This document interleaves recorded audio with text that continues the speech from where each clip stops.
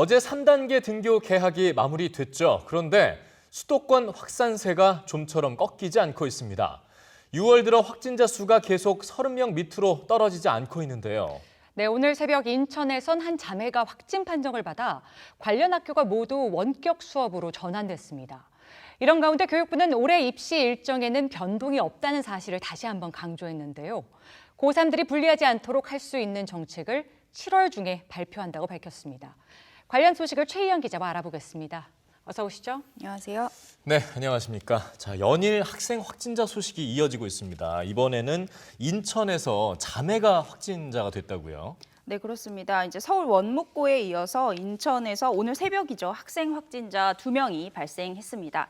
각각 인천의 남인천 여중 1학년과 문학초등학교 3학년에 재학 중인 자매입니다. 먼저 확진된 외할머니에게 전염된 사례고요. 가족 전염이죠. 예. 잠깐 미성년자 감염 경로 말씀드리면요. 지난달에 있었던 미성년자들의 감염된 경로를 분석을 했더니 네. 가장 많은 비율이 그러니까 가족 전염과 학원 등의 사교육을 받다가 전염된 경우였거든요. 그랬죠. 이 부분도 이제 그에 해당되는 가족 전염의 사례입니다.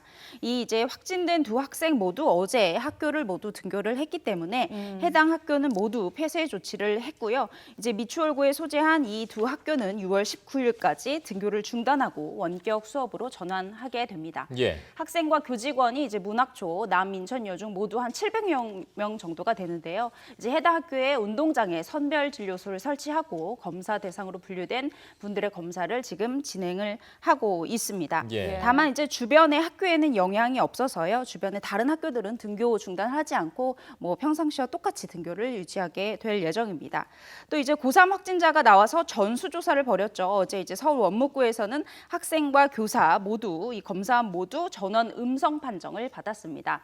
또 확진자가 다녀간 것으로 확인돼서 휴장에 들어갔던 롯데월드도 다시 운영을 시작했습니다. 네, 이렇게 학생 확진자 소식이 계속 이어지면 아무래도 등교에 영향을 줄 수밖에 없지 않습니까? 그렇죠. 이제 앞서 말씀드린 것처럼 산발적으로 지역 감염이 계속 발생을 하고 있어서 예. 등교 수업이 불발되는 사례가 잇따르고 있습니다. 네. 이제 등교 중지하는 학교가 지난 5월 28일이죠. 1단계 등교하고 다음 날에는 800곳이 훌쩍 넘었는데요.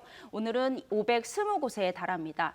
이제 좀 이게 많이 줄어들었다 이렇게 판단을 하실 수도 있는데 그래프를 보시면 아시겠지만 다시 조금씩 늘어나고 있는 모양새입니다. 예. 그래서 네, 그 줄었다가 또 수도권 중심으로 늘어나다 보니까 좀 긴장을 해야 되는 상황이고요. 또 무엇보다 코로나 네, 예, 그렇죠. 추세를 또 우리가 주목해야죠. 네, 그렇습니다. 또 코로나 신규 확진자는 이틀 연속 38명입니다. 6월 들어 계속해서 30명대 이상을 유지하고 있어서 아직 안심할 수 있는 상황이 아닙니다. 네. 그렇습니다.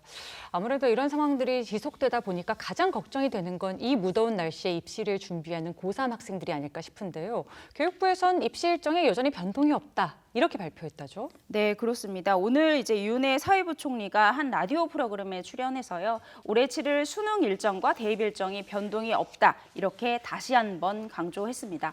이유로는 이미 한 차례 연기를 한 부분이기 때문에 또 일정 변경을 하면 수험생들에게 큰 혼란을 줄 수 있다는 이유를 들었습니다. 네. 그래서 올해 수능은요. 12월 3일 한 차례 연기된 일정 그대로 진행됩니다. 사실 이 수능 일정이라는 게 굉장히 상징적인 거잖아요. 그렇죠. 이것들이 바뀌게 되면 여러 가지 좀 혼동되는 상황들이 많이 생기다 보는데 이게 유지한다는 것은 이제 앞으로 그대로 유지하겠다 이런 이제 교육부의 의지 이런 걸 확인할 수 있는 사인인데요. 학생들은 이때를 이제 디데이로 좀 명확히 하고 차근하게 좀 준비를 하는 게 필요할 것 같습니다. 네. 이러면 사실 올해 고3 학생들은 좀 불리할 수밖에 더 없고 또 억울할 수밖에 없을 텐데 이런 부분들에 대한 대책을 정책으로 이제 교육부에서 또 7월 중에 발표를 한다고 했어요.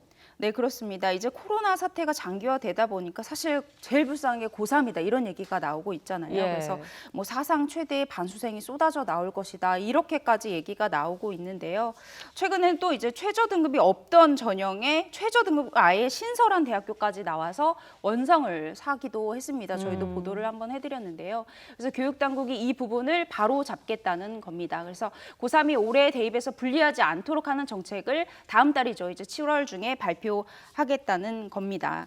그래서 어떻게 이게 발표를 하는지 이게 가장 궁금하실 내용이잖아요. 뭐 그렇죠. 교육부에서 한 번에 발표를 하는 건지. 그래서 이 부분을 좀 알아봤더니 대학교 자체에서 발표를 한다. 이렇게 교육부에서 밝혔습니다. 그러니까 이제 대학 입시 요강이라고 하죠. 이게 6월 중에 대부분의 학교들이 발표가 됐어요. 그래서 이 발표된 내용을 기본으로 해서 변경을 한 부분들을 대학들이 다시 한번 발표를 하는 겁니다. 예를 들면 이제 뭐 재외 국민 전형이다 이럴 경우에 뭐 조건이 가정을 할 경우 뭐 조건이 토익을 봐야 된다 이렇게 되면 뭐 올해 코로나로 인해서 토익도 여러 번 미뤄졌잖아요. 그래서 예. 토익을 다시 뭐 조건으로 넣을 수 없다 이럴 경우 시험을 다른 걸로 대체를 해준다던가 이런 전형의 변경을 얘기를 하는 거고요. 또 이제 수능 최저 등급제 얘기가 나오는데 고3 같은 경우에는 뭐 수능을 이게 좀 보기가 힘들다. 어렵다, 아무래도 불리하다라고 했을 경우에 반영 비율을 조절을 해준다든지 아니면 수능 최저 등급제를 조금 낮춰준다든지 이렇게 대학별로 논의를 하고 있는 겁니다. 그래서 이 부분은 이제 뭐 시행령을 개정하거나 이런 절차적 어려움 없이 대학에서 논의를 하고 그 다음에 학생들에게 통보를 하거나 아니면 홈페이지를 통해서 공개를 하면 되는 부분이기 때문에 네. 7월 중에 대학별로 발표를 하는 부분이기 때문에 학생별로 이제 원하는 학교들 홈페이지라든지 이런 부분을 좀 주목하고 있으면 될 것 같습니다. 그렇군요. 그리고 또 이제 일부 시민단체를 중심으로 학교 생활기록부에 코로나19 관련해서 학습 결손이라든지 좀 불리한 부분을 기록해줘야 되는 게 아니냐 이런 얘기들이 계속 나왔어요. 예. 네, 그런데 이 부분에 대해서도 교육부가 답을 아예 내놨습니다. 이제 이미 학생기록부 집침상에 이제 학교에서 적절하게 기입할 수 있는 상태다. 오늘 이렇게 박백범 차관이 대답을 했는데요. 뭐 예까지 들었습니다. 이제 원격 수업 쌍방향 수업을 하다 보니까 학생들이 어떤 상태에서 이런 발표도 했고 토론도 했다. 이렇게 구체적으로 지침상 기록을 할 수 있는 상태다. 이렇게 구체적으로 언급을 해줬기 때문에 지금은 이제 학교 생활에 오히려 힘을 실어주는 단계라고 할 수 있죠. 네. 예. 그 대책이란 게 과연 어떤 게 나올지 상당히 궁금한데 아무래도 현장의 좀 목소리를 잘 반영한 그런 대책이었으면 좋겠다 이런 생각이 들었습니다. 예, 오늘 얘기 잘 들었습니다.